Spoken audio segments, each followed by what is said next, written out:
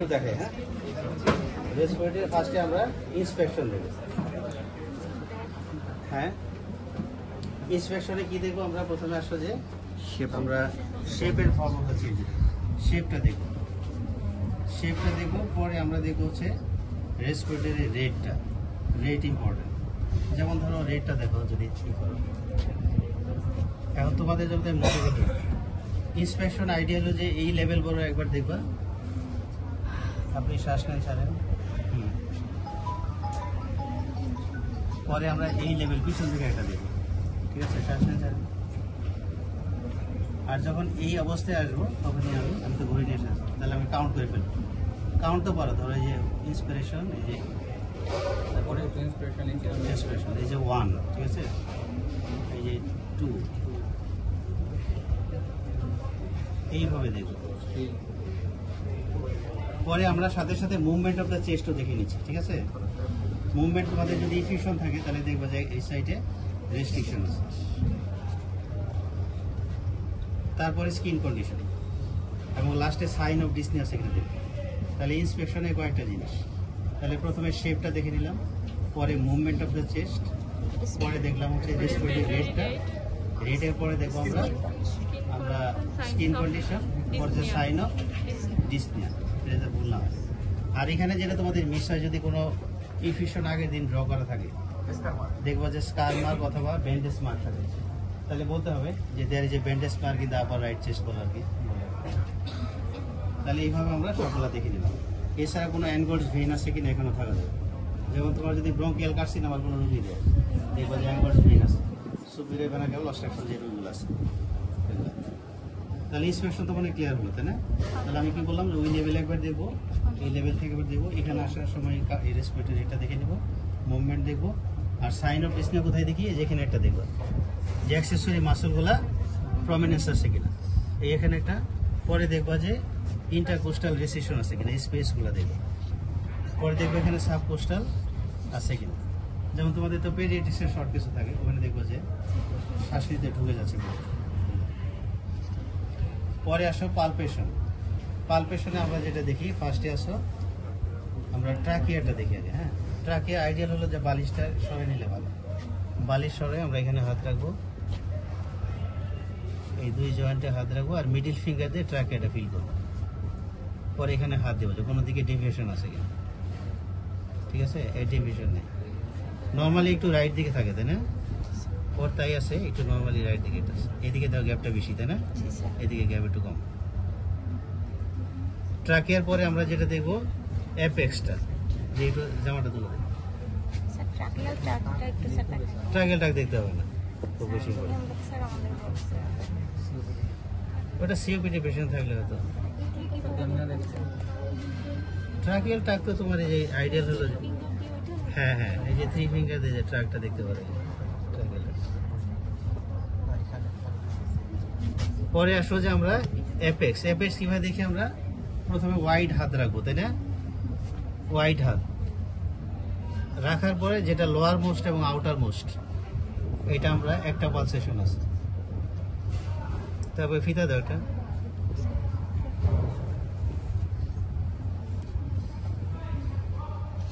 ফিতা দিয়ে এখান থেকে সেকেন্ড স্পেস থেকে গুনবা, সেকেন্ড, থার্ড, ফোর্থ, ফিফথ আছে, ফিফথ থেকে পরে এখানে একটা মাপ দিই।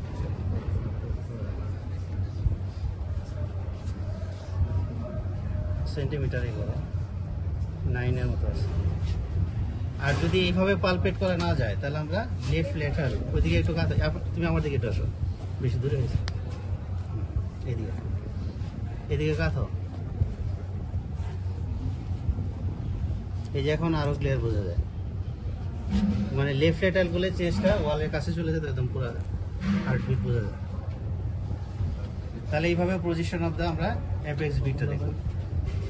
এই যে এইভাবে কিন্তু বাঁধবা। তুমি কার কাছে শিখছো এটা? হ্যাঁ, এটা হচ্ছে আইডিয়াল, নাহলে এত লম্বা যদি থাকে তখন তোমার এই লেভেল লাগবে ওইখানে। এটা গুড। পরে আমরা কি দেখবো? চেস্ট এক্সপানশন দেখবো, 3টা লেভেলে দেখবো। তখন বুক ভরে শ্বাস নেওয়া ছাড়েন, হ্যাঁ। পরে দেখবো এক্সিলা, শ্বাস টেন ছাড়েন, ধীরে ধীরে। পরে দেখবো জাস্ট নিপলের নিচে। শ্বাস নেন স্যার।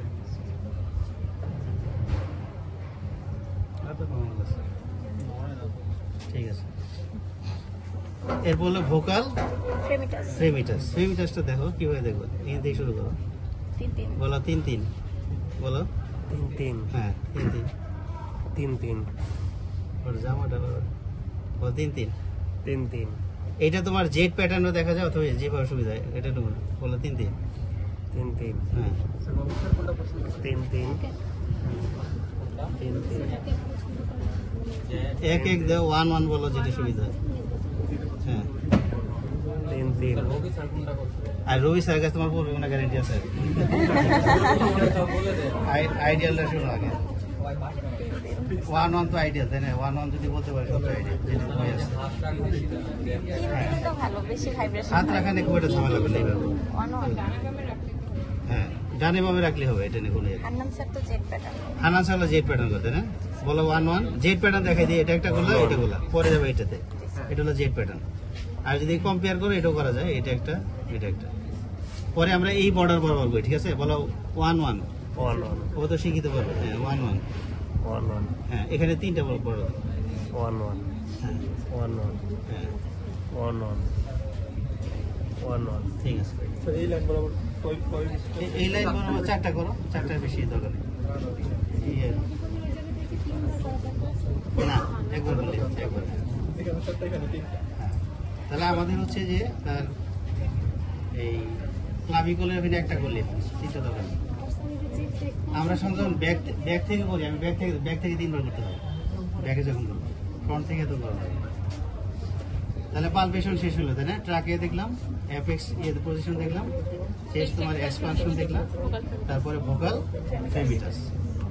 এরপরে আসো পারকাশন।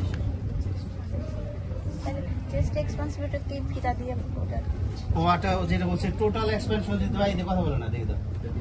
টোটাল এক্সপেনশন যদি দেখো তাহলে ফিতাতে দেখতে হবে না, এটা দেখার দরকার নেই। তুমি একটু জাস্ট ওই 3টা দেখলে হবে। ফিতা দিয়ে হলো পিছন থেকে ফিতা দিয়ে পরে ইয়ে দেখো। আর চেস্টের যে শেপ, ব্যারেল শেপ, তোমাদের লং কেসে যেমন সিএপি কোশ্চেন করে যে ব্যারেল শেপ কি হবে, তাহলে 2টা কার্ড ব্যবহার করি, তাই না? সামনে একটা পিছিয়ে একটা, পরে এন্ট্রি পিস্টল ট্রান্সফার ডায়ামিটার মাপি। যদি মাপি তাহলে 2টা মোটামুটি সমান হয়ে যায়, যেটা হচ্ছে ব্যারেল শেপ। এটা থিওরি বলবা, কার্ডবোর্ড নিতে হবে না। তাহলে এখান থেকে শুরু করো।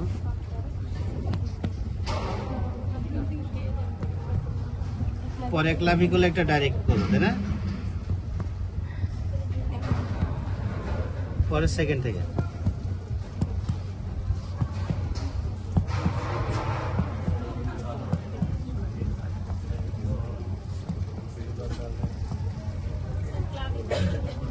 এই যে বললাম যে প্রথমে অ্যাপেক্সে দেখলাম, পরে ক্লাভিকুলে ডাইরেক্ট করলাম। এই যে অ্যাপেক্স পরে যে ক্লাভিকুল, এই যে 2 হাত এইভাবে। একটাই দেখো, খুব বেশি যাবে। আচ্ছা পরে আমরা এই বর্ডারে করবো।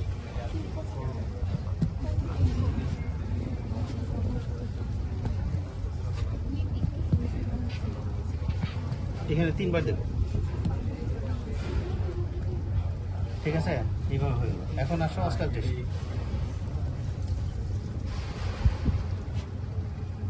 আমরা অ্যাপেক্স দেখবো এটা, তাই না? শ্বাস নেন স্যার।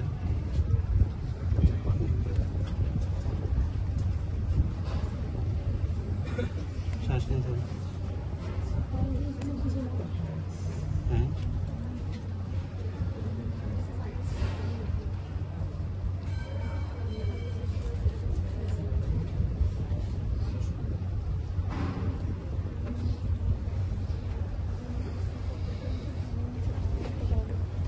বলেন 1-1। 1-1। হ্যাঁ 1-1। 1-1। 1-1। 1-1। 1-1. 1-1. 1-1. 1-1. 1-1. 1-1. তাহলে যখন আমি ব্রেথ সাউন্ডটা দেখলাম তখনই অ্যাডেড সাউন্ড সহ দেখে নিলাম, ঠিক আছে? দেখার পরে আমরা ভোকাল রেজোনেন্সটা দেখে নিলাম। তাহলে ব্রেথ সাউন্ডের সাথে অ্যাডেড সাউন্ডটা দেখে নিলাম, পরে তার ভোকাল রেজোনেন্স। একটু উঠে বসেন, ব্যাগ থেকে একটু